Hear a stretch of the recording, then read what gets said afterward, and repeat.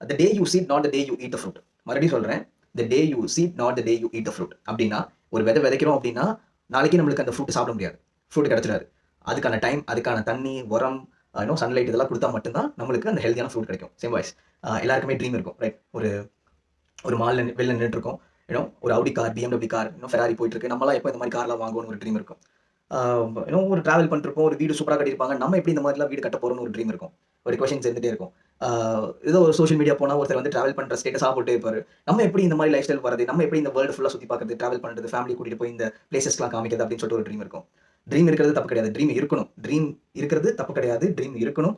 But the main question was like, are we working for our dream on daily basis? ஒரு நாளைக்கு 2 மணி நேரமாச்சும் என் ட்ரீமுக்காக work பண்ணிட்டு இருக்கானான்னு சொல்லிட்டு யோசிச்சு பாருங்க.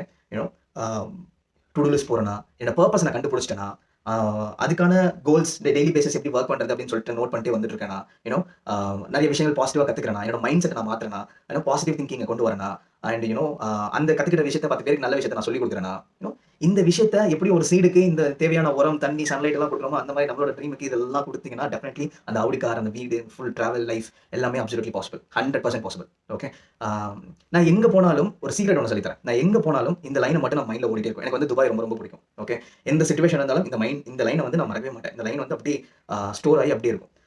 அந்த சீக்ரெட்டை ஃபாலோ பண்ணி பாருங்க. Work hard until you feel Dubai is cheap.